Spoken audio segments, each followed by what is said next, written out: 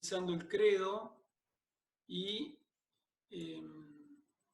vamos a ver ahora los puntos 222 a 227 en un principio, y después, si nos da el tiempo, vamos a bajar un poquito más, ¿sí? Entonces nosotros con el tema del credo vamos viendo que los apóstoles hicieron un resumen de todo lo que tenemos que creer, ¿sí?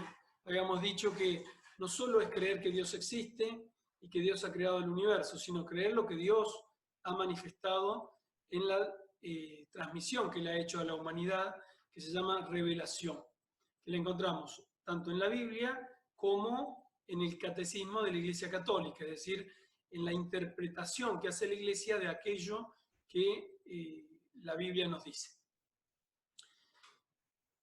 Cuando hablamos entonces de creo en Dios, primero decimos creo en Dios Padre, todopoderoso, creador del cielo y la tierra. Dentro de eso hay una consecuencia de creer en este Dios único, al cual la reunión anterior decíamos cómo Él se había manifestado al hombre, cómo se daba a nombrar a sí mismo, ¿sí? Entonces hablábamos de esto de que Dios, cuando le pregunta a Moisés cómo se llamaba, él le dice: yo soy el Padre de tus padres, de Abraham, de Isaac, de Jacob. Yo soy el que soy. Otra traducción es: yo soy el que es, queriendo decir, interpreta la Iglesia, que es el que da el ser a todas las cosas, ¿sí? Así que Dios se llama así. Pero también hemos visto que Dios es la verdad, podemos decir que Dios es la verdad en sí misma, y también que Dios es amor, ¿sí? Y en eso habíamos quedado. Muchas veces leemos por ahí: Dios es amor. Y sí, Dios es amor. Es una forma de decir quién es Dios, cómo identificar a Dios. Y habíamos dicho que Dios es uno solo. Por lo tanto, creer en Dios, el único, y amarlo con todo el ser, tiene consecuencias inmensas para nuestra vida. Vamos a ver ahora cuáles son algunas de esas consecuencias de creer en Dios único y todopoderoso. ¿Cuáles son algunas de esas consecuencias para nuestra vida si es que realmente somos capaces de creer? Porque en el creer también entra la voluntad. Es decir, entra la inteligencia en primer lugar, pero también entra la voluntad, entra el querer. Yo quiero creer y le pido a Dios que aumente mi fe, ¿sí? Porque a veces la fe se debilita, entonces le tenemos que pedir a Dios que nos la aumente. Esto entonces, las consecuencias inmensas para toda nuestra vida son reconocer la grandeza y la majestad de Dios. Nos dice en el libro de Job: sí, Dios es tan grande que supera nuestra ciencia. O sea, Job reconoce que la grandeza de Dios supera toda nuestra ciencia, ¿sí? Por eso, ante las situaciones donde el hombre no puede con la ciencia, tiene necesariamente que recurrir a Dios, a aquel que nos permite resolver las cosas más allá de nuestras propias capacidades, ¿sí? Por esto Dios debe ser el primer servido, dice Santa Juana de Arco, ¿sí? Recuerden ustedes, para los que no la conocen, Santa Juana de Arco fue aquella señorita, aquella adolescente que llevó adelante al ejército francés contra los ingleses, ¿sí? Era una adolescente y, sin embargo, ella se puso al mando del ejército porque el rey era cobarde y porque había escuchado la voz de Dios que le decía por dónde y cómo debían ellos recuperar los territorios franceses ante los ingleses. Santa Juana de Arco nos dice debe ser el primer servido Dios. Debemos servir en primer lugar a Dios, ¿sí? Ella entonces se pone al servicio de Dios a diferencia de lo que estaba haciendo el rey, que era una vida totalmente egoísta, una vida totalmente olvidada de Dios. Santa Juana de Arco, aquella jovencita francesa, escucha la voz de Dios y va y habla con el rey y lo entusiasma, lo mueve a que prepare el ejército para ir contra los ingleses, porque los ingleses ya habían ocupado toda Francia. Y ella fue, esta adolescente, la que dirigió al ejército. Y los generales en muchas ocasiones les ponían obstáculos, hacían las cosas difíciles, a lo que Santa Juana les decía que Dios le había manifestado. Por eso debe ser el primer servido Dios. Dios es aquel que cuando nos dice lo que debemos hacer, debe ser escuchado y debe ser obedecido por sobre todas las cosas. Es vivir en acción de gracias también. O sea, si yo creo en Dios, que es el único y verdadero Dios, debemos vivir en acción de gracias. Debemos agradecerle a Él por todo lo que permanentemente nos está regalando. Si Dios es el único, todo lo que somos y todo lo que poseemos viene de Él. ¿Qué tiene que hayamos recibido de Él? ¿No? O sea, si Dios es el único, no hay nada que no hayamos recibido de parte de Dios. Por lo tanto, debemos agradecer. Muy importante la acción de gracia en la hora de la comida, por ejemplo, porque allí reconocemos que eso que estamos comiendo es venido de parte de Dios. Alguno puede decir, bueno, pero lo compró mi papá, mi mamá, cuando fueron al mercado y ellos lo compraron y lo trajeron. Sí, está bien. Pero Dios es el que permite que papá y mamá puedan ir al supermercado y puedan traer las cosas. Y es el que permite y les da salud a nuestros padres para que trabajen y puedan tener el dinero suficiente. En definitiva, siempre es Dios, ¿sí? Esto también podemos tenerlo en cuenta para las situaciones adversas, ¿sí? Porque algunos dicen, bueno, sí, la naturaleza, que esto, que lo otro, bueno, pero también es que Dios permite que la naturaleza se comporte así, de esta manera, ¿sí? Y que surjan estos inconvenientes. Por eso es tan importante pedirle a Dios en las situaciones como la que vivimos ahora, para que nos ayude, para que las cosas se solucionen favorablemente. ¿Sí? Es muy importante la oración en estos momentos, porque todo viene de Dios, ¿sí? O sea, las dificultades que tenemos también son permitidas por Dios, y de alguna manera, si nosotros rezamos, le pedimos a Dios que las solucione, Dios las puede solucionar más allá de lo que el hombre por medio de la ciencia puede hacer, que es lo que hemos visto en el punto anterior. Y aquí una frase del Salmo 116. ¿Cómo pagaré al Señor todo el bien que me ha hecho? ¿Sí? Es decir, reconocer que todo lo bueno que tenemos nos viene de parte de Dios, porque Él es el único Dios. Es decir, todo lo que tengo, mi vida, mi comida, mi casa, este abrigo que hoy tenemos, es gracias a Dios. Podríamos no tenerlo, podrían pasar tantas cosas que hagan que estas cosas desaparezcan. Sin embargo, las tenemos. Y por eso siempre debemos estar agradecidos a Dios. Nos enseña aquí el Catecismo de la Iglesia Católica.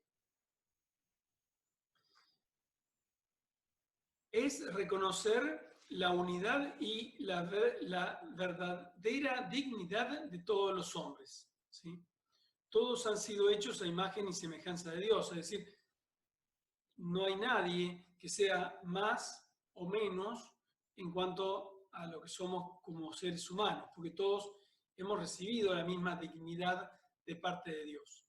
Entonces, alguno podría tener mayor dignidad porque se ha transformado en una personalidad sobresaliente. Y eso está bien que lo reconozcamos. Pero hay una dignidad general de todo ser humano que es la dada por Dios. Es usar bien de las cosas creadas también. La fe en Dios, el único, nos lleva a usar de todo lo que no es Él en la medida en que nos acerca a Él. Es decir, nosotros tenemos que usar de las cosas en la medida en que nos acerquen a Él, y a separarnos de ello en la medida en que nos apartan de Dios, ¿sí? Es decir, esto es de San Ignacio también, ¿sí? Está en el Evangelio, pero lo enseña San Ignacio de Loyola cuando nos dice que debemos tomar de las cosas en la medida en que nos sirven para servir a Dios, para poder vivir de acuerdo a lo que Dios nos pide, ¿sí? Entonces, si yo tengo algo que me aparta de Dios, lo debo dejar, ¿sí? Especialmente si es pecado. Pero también podrían haber cosas que son lícitas, que me apartan de Dios. Por ejemplo, si yo dedico demasiado tiempo a ver ciertas cosas por YouTube o por alguno de los medios de información que me hacen perder el tiempo, que hace que yo no haga lo que tengo que hacer, o jueguitos.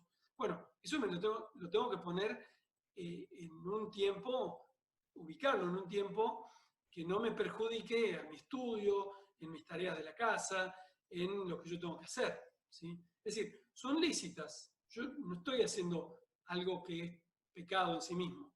Pero si yo veo que eso me aparta de lo que yo, de la obligación que yo tengo, lo tengo que dejar, ¿sí? Por ejemplo, si yo en un jueguito me paso horas y horas y no hago lo que tengo que hacer, entonces no está bien. Por más de que en sí mismo no sea pecado ese jueguito, ¿sí? Pero tengo que ordenar mi vida según este criterio, que lo que sirve para el servicio de Dios, lo tengo que usar, y si no, lo tengo que dejar. E incluso le tengo que pedir a Dios que me ayude a dejar aquellas cosas que no son según la voluntad de Dios, ¿sí? Y debemos separarnos de ellas en la medida en que nos apartan de Dios, ¿sí? Hay una oración de San Nicolás que dice: Señor mío y Dios mío, quítame todo lo que me aleja de ti. Señor mío y Dios mío, dame todo lo que me acerca a ti. Señor mío y Dios mío, despójame de mí mismo para darme todo a ti. ¿Sí? San Nicolás de Flue. Entonces, esta oración es muy fuerte en el sentido de que le pido a Dios que me aleje de todas aquellas cosas que me apartan de Él, ¿sí? Y por el contrario, que me acerquen a lo que es mejor para estar cumpliendo con la voluntad de Dios. Y la última parte, muy importante: despójame de mí mismo para darme todo a ti, ¿sí? Es decir, tengo que dejar aquello que de alguna manera me hace buscarme a mí mismo, es decir, lo que es egoísmo. El punto que sigue nos habla que es confiar en Dios en todas las circunstancias, incluso en la adversidad. Esto es muy importante para las circunstancias que nos tocan vivir ahora, que son momentos adversos, quiere decir, momentos difíciles, ¿sí? Pero sin embargo, tenemos que confiar plenamente en Dios. ¿Por qué? Porque Él es Dios. Él nos da todo lo que necesitamos. Y aquí vamos a rezar, vamos a decir esta oración de Santa Teresa de Jesús, que está bueno decirla en todo momento, porque dice: nada te turbe, nada te espante, todo se pasa, Dios no se muda, la paciencia todo lo alcanza, quien a Dios tiene, nada le falta, solo Dios basta. ¿Sí? Entonces, aquí Santa Teresa nos enseña en esta oración que debemos confiar plenamente en Dios y que nada, absolutamente nada, nos tiene que atemorizar. Nada, porque nosotros tenemos a Dios. Nosotros estamos unidos a Dios y por lo tanto no hay nada en este mundo, ninguna adversidad, por desastrosa que pueda parecer, que a nosotros nos pueda impedir estar bien, ¿sí? ¿Por qué? Porque si estamos unidos a Dios, nada nos falta, ¿sí? Esto, por supuesto, en los momentos difíciles no es tan sencillo, pero esto que nos enseña Santa Teresa, si lo internalizamos, si lo hacemos propio, es muy importante, es muy bueno para nuestra vida en todo sentido, ¿sí? Nada te turbe, quiere decir, nada te preocupe, nada te espante, ¿sí? Todo se pasa. Esta tormenta se pasa. Ahora, por ejemplo, ya dejó de llover, ¿sí? Esta tormenta se pasa. Mañana, si Dios quiere, saldrá el sol, ¿sí? Todo se pasa, dice. Nada te turbe, nada te preocupe de más. Sí, debemos, más que preocuparnos, ocuparnos de las cosas, ¿sí? Más que preocuparnos, tenemos que tratar de poner los medios para solucionar los problemas que tenemos, ¿sí? Debemos ocuparnos de las cosas, pero no preocuparnos. Pre es antes, ¿sí? Entonces, ¿qué nos enseña esta oración? Que debemos ocuparnos de lo que nos toca en cada momento, ¿sí? Si ahora tenemos que estudiar, estudiamos. Si ahora tengo que ayudar en casa, ayudo en casa. Si ahora tengo que acompañar a alguien en una dificultad, lo acompaño. Hago lo que tengo que hacer en ese momento, que es lo que Dios quiere que yo haga, ¿sí? Y nada nos tiene que espantar, nada nos tiene que turbar. Turbar quiere decir aquello que nos pone en un estado de mal humor y estar mal. Nada nos debe poner mal, ¿sí? ¿Por qué? Todo se pasa. ¿Por qué? Porque Dios no se muda, es decir, Dios no cambia. Dios es siempre el mismo. Es el mismo cuando estaba Adán y Eva, como cuando estaba Abraham, cuando estaba el diluvio universal, cuando estaba quien fuere. Siempre han habido problemas en la vida. Dios no cambia. Dios es el mismo y es Dios siempre. Y nos dice Santa Teresa, la paciencia todo lo alcanza. ¿Sí? Es decir, tenemos que tener paciencia. ¿Sí? Nos ocupamos, hacemos lo que tenemos que hacer. A veces las cosas siguen estando complicadas, bueno, pero la paciencia todo lo alcanza. Y en esos momentos es muy importante rezar, pedirle a Dios que nos ayude a hacer bien eso que tenemos que hacer, para lo cual se nos están presentando dificultades. Si uno en ese momento le pide a Dios que nos ayude, que nos haga hacer las cosas bien, Dios nos ayuda. Especialmente a la Virgen María y a San José y a nuestros santos patronos, aquellos santos que nosotros tenemos que nos han puesto el nombre, pero especialmente a la Virgen María, a San José, a los ángeles, les tenemos que pedir en el momento de la dificultad que nos ayuden, que nos asistan, que nos hagan hacer esas cosas bien, ¿sí? Porque la paciencia todo lo alcanza, más si le pedimos a Dios que nos ayude. Por eso es tan importante la oración del estudio, cuando empezamos a estudiar, todas las veces que estudiamos, la oración de la mañana, para ofrecerle todos nuestros actos a Dios, ¿sí? Quien a Dios tiene, nada le falta, sigue la santa, ¿no? Quien a Dios tiene, nada le falta. Si tenemos a Dios, aunque falten cosas esenciales, se solucionan, ¿sí? Aunque falte incluso, como le pasaba muchas veces a Santa Teresa, aunque le falte la comida incluso, nada le faltaba, ¿sí? Lo mismo experimentó San Francisco de Asís, en una pobreza extrema, donde había días que no tenían ni siquiera qué comer. Sin embargo, Dios siempre los asiste. Y por último, la oración dice, solo Dios basta, ¿sí? Solo Dios es lo indispensable, ¿sí? Quien a Dios tiene, nada de esta vida le hace falta. Bien, entonces, a modo de resumen de toda esta parte, hablamos que Dios es único, ¿sí? Que Dios entonces no hay otros dioses, y en esto hemos dicho ya en otro momento que hay gente que pone en el dinero a Dios, otros lo ponen incluso en la ciencia, como si esas fueran cosas absolutas, y no son absolutas. Es absolutamente necesario que el ser supremo sea único, es decir, sin igual. Si Dios no es único, no es Dios. Entonces, si yo pongo al dinero a la altura de Dios, ya Dios deja de ser Dios.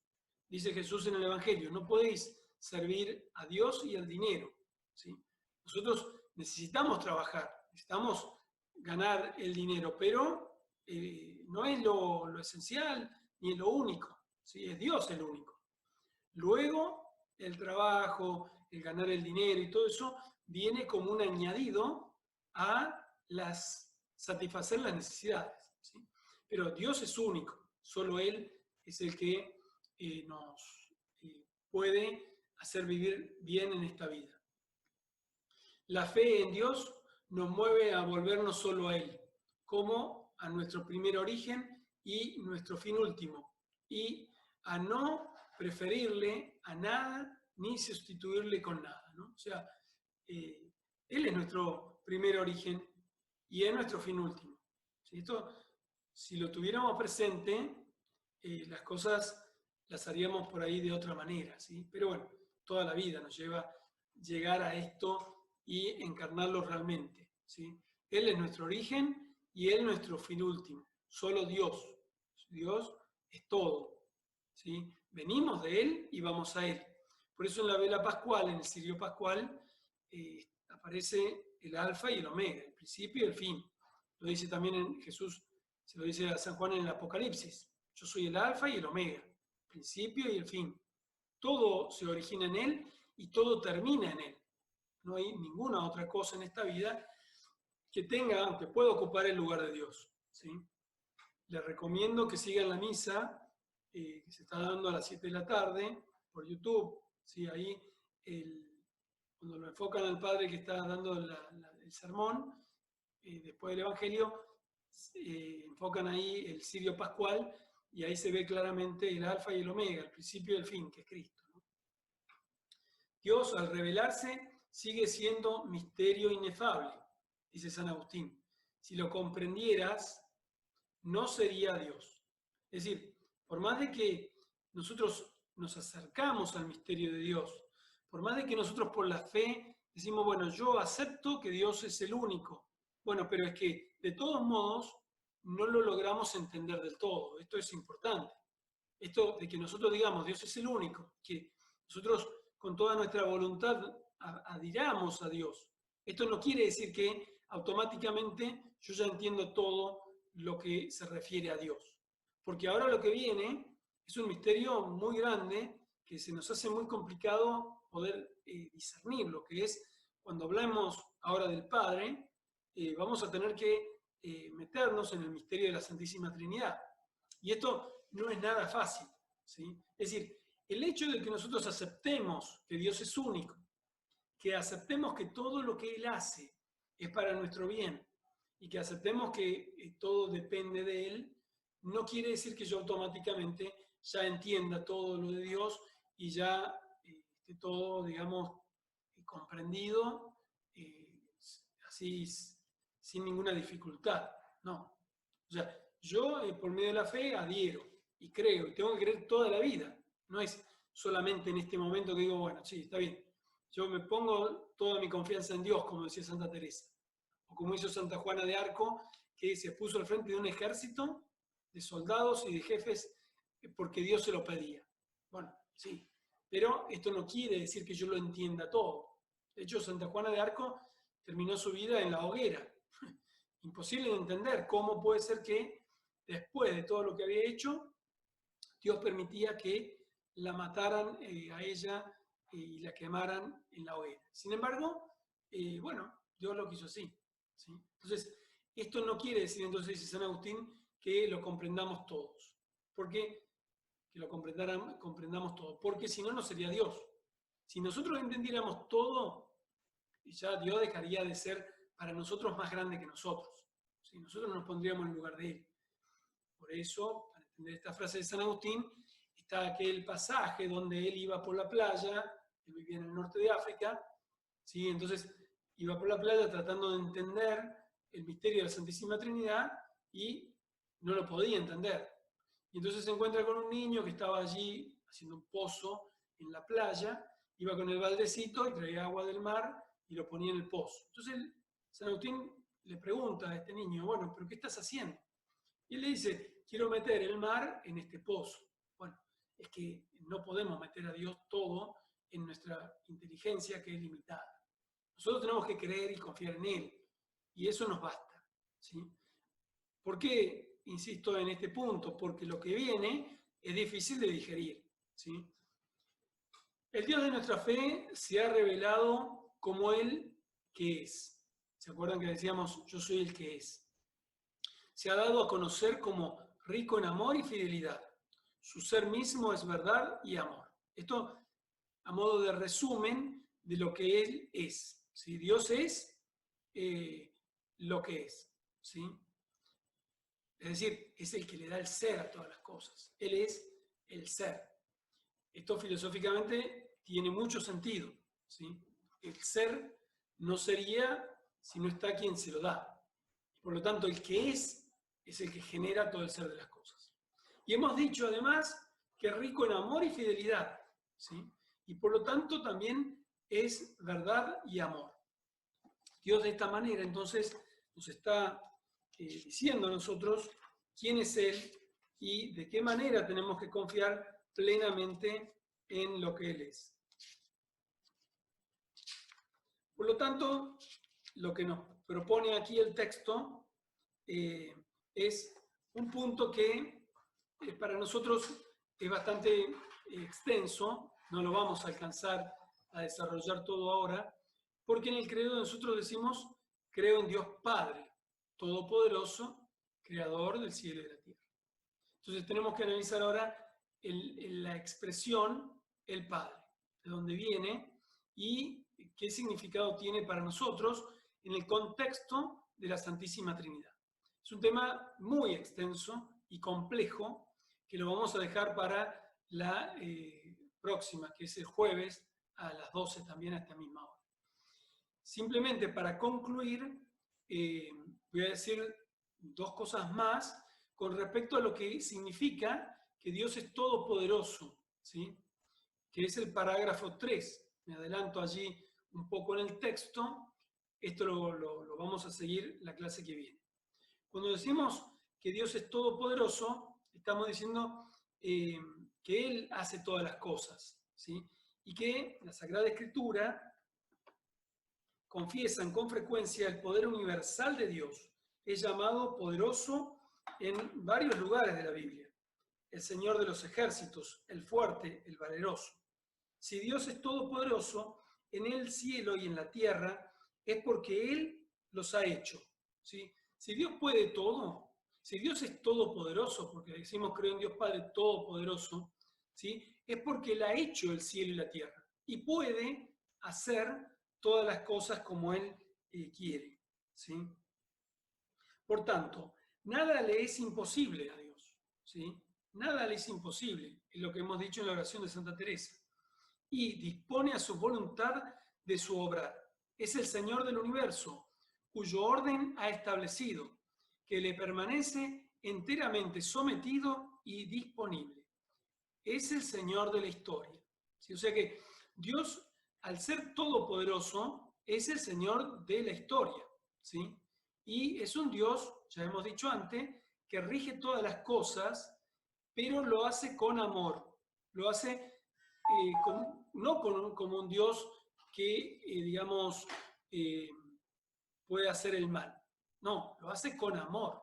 Y ahí viene la confianza que nosotros tenemos que tener en Él. Porque es todopoderoso, pero lo hace con amor, ¿sí? O sea que si hay dificultades, esas dificultades nunca pueden sobrepasar nuestras limitaciones. Siempre todas esas dificultades estarán acomodadas a que nosotros lo amemos más a Dios. ¿Para qué? Para poder ir al cielo.